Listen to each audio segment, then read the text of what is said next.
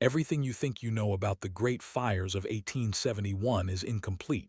Not wrong, exactly. Just missing the most important part. The official narratives speak of natural disaster, of unlucky coincidences, of a dry year and a fateful spark. There was the Great Chicago Fire, often blamed on Mrs. O'Leary's cow. The Peshtigo Fire in Wisconsin, a massive forest fire on the same exact night. The Great Michigan Fire, consuming acres of timberland, and other smaller fires in cities like Hamburg, Germany, and even London. You were taught they were separate, tragic, but ultimately explainable events. The deeper truth, revealed in the engineering and architectural plans that followed, is that the function of these fires was to clear the way for rebuilding that was already drafted. And that function is measurably, verifiably real, which is exactly why it needed to disappear. I've spent the better part of 2 years sifting through city planning archives, insurance claims, and municipal legislation from the late 19th century, trying to reconcile the narrative of unfortunate coincidence with the extraordinary precision of the subsequent urban renewal. And what emerged was a pattern of planning that began long before any spark. The suppressed function of these fires was systematic urban renewal and restructuring, not in a metaphorical sense, but in the direct, physical, documented sense. Let's look at Chicago. The official story talks about a densely packed city, wooden structures, high winds.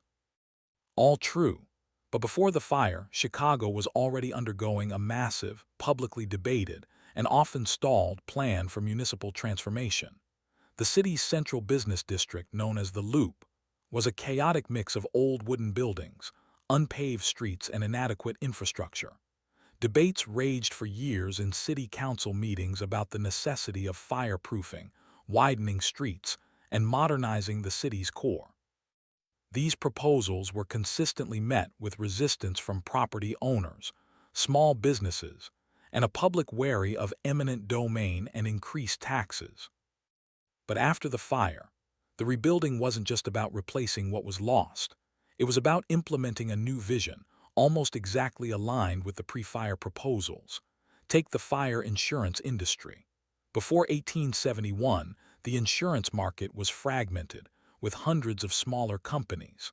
The losses from the Chicago fire alone, estimated at $200 million over $4 billion in today's money, bankrupted many.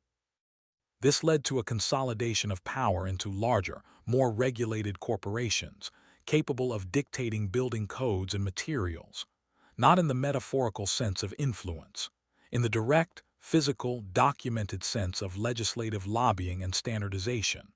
The language shifted. Before 1871, city planning documents often spoke of improvement and development. After 1871, especially in the burned districts, the language immediately foregrounded modernization, safety, and efficiency. These were not just buzzwords. They were legal and engineering directives that could bypass the previous gridlock of local property rights.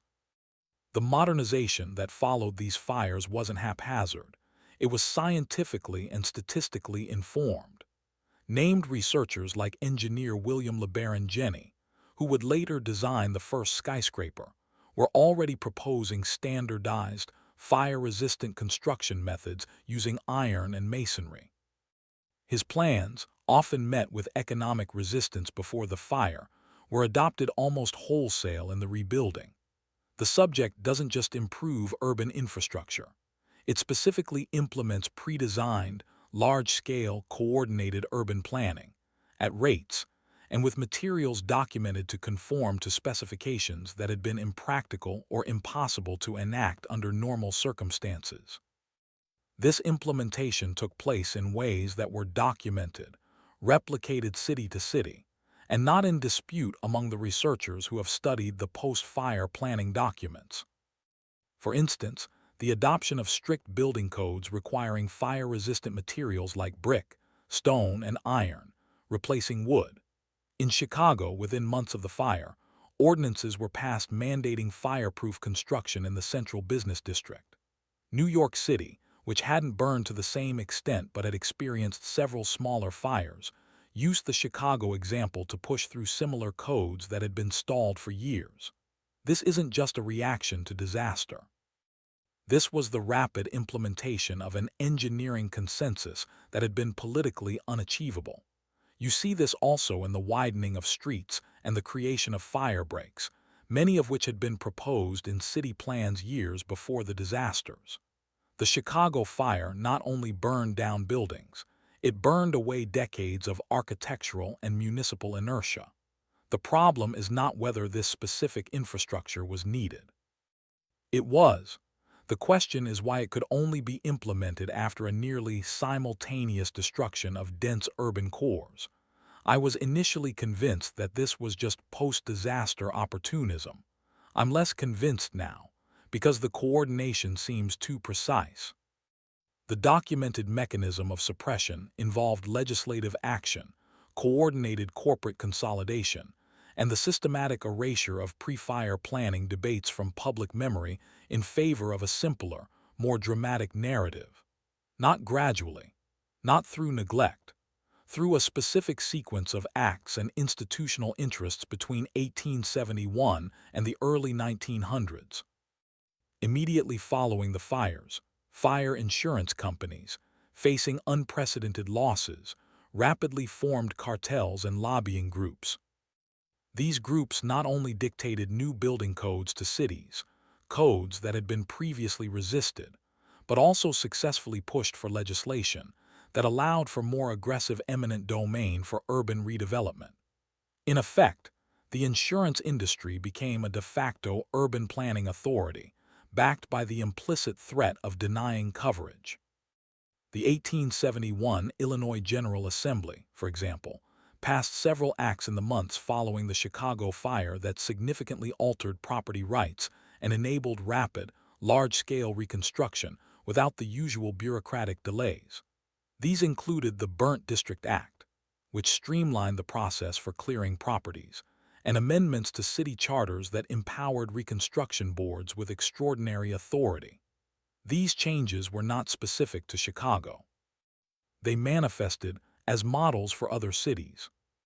The Great Boston Fire of 1872, though less widespread, followed a strikingly similar pattern of post-disaster legislative replanning, including the mandated widening of streets like Water Street and Congress Street, which had been on city planners' wish lists for decades. The media narrative that developed around these events consistently focused on the hand of God, or divine judgment, or simple accident, effectively obscuring the protracted, often contentious, urban planning debates that preceded the fires. This narrative consolidation acted as a suppression mechanism, replacing complex political and economic motives with a simple, emotionally resonant story. What was lost, beyond property and lives, was the opportunity for organic, citizen-led urban development. What we gained was speed, efficiency, and a standardized, controlled urban grid, but also a precedent for rapid, top-down implementation of infrastructure that bypassed public deliberation, all under the guise of emergency.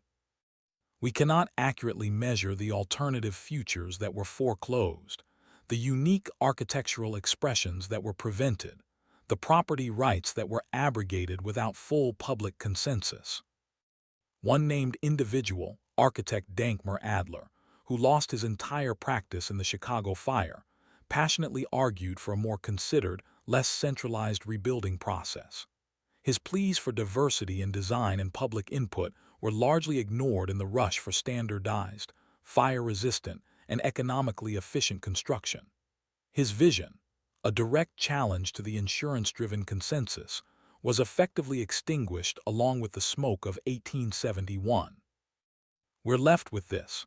Was it merely a devastating series of coincidences that enabled the rapid transformation of America's and Europe's urban cores?